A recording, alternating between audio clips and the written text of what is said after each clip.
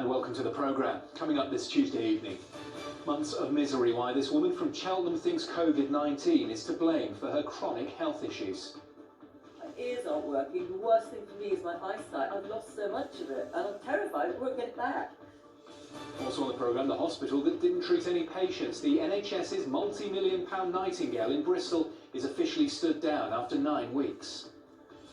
Plus, coastlines paying the price with demand for single-use plastics rising post-COVID. Campaigners warn we mustn't forget about the environmental crisis. And it's a sea of purple as this West Country couple harvest their first crop of the year.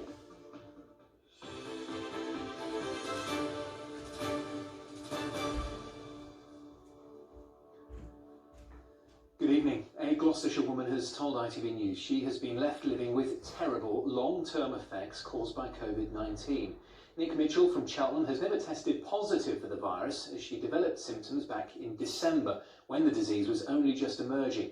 But she is part of an increasingly large number of people plagued with chronic and debilitating conditions who say the virus is to blame. Ken Goodwin has this report. Nic Mitchell thinks she caught COVID-19 at Gatwick Airport en route to St Lucia in the Caribbean in December. It was meant to be a restful holiday, but while she was there she developed what we now know as classic symptoms of the coronavirus. At that point, I'd been told, people on holiday, that I had swine flu because it was the only thing they knew of, and the doctor accepted that as fact because I was showing a very big inflammatory reaction to the virus. At home in Cheltenham, her condition worsened. Nic developed a cocktail of symptoms, some of which are now slowly being recognised as possible long-term effects of COVID-19. Well, you can see I've got arthritic gloves on and I get tremors. I've got such weakness in my hands. It's very difficult to hold things. The same with my feet. Taste is gone, smell's gone, my ears aren't working. The worst thing for me is my eyesight. I've lost so much of it and I'm terrified I won't get it back. And memory? I think that one's the worst because I'm normally really academic and bright and I have to think about the words before I even put them out. And I forget how many times I've fed my dogs, which is probably good for them, but taking my tablets, I'm on 6 different medications and I just can't remember which ones I've taken or how many I've taken. She says the symptoms she is showing tie in with thousands of other people who are reporting the after effects of coronavirus, the so-called LongHaulers.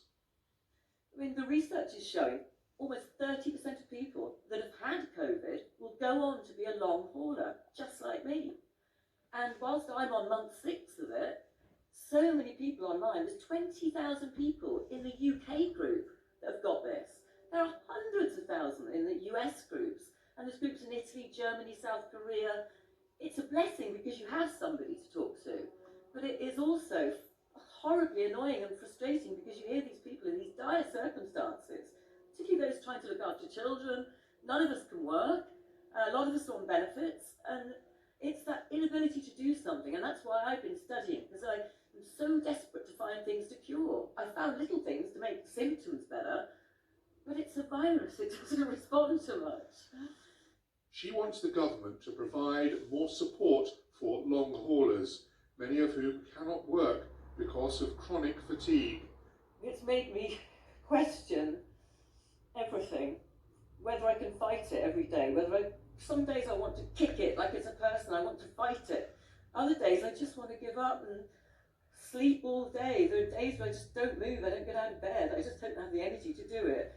In the early days of COVID-19, it was assumed the majority of people would recover in the same way that they do from flu. But this coronavirus is proving to be more tricky, and there may be thousands of people who think they are over the worst, but may be in it for the long haul. Ken Goodwin, ITV News, Cheltenham.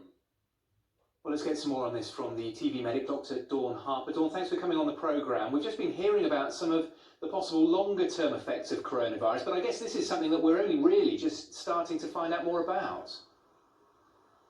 Yes, I mean, this coronavirus we didn't know about at the beginning of the year, so we are all on a steep learning curve, and increasingly we are aware of a significant cohort of patients who perhaps weren't that unwell with the infection itself.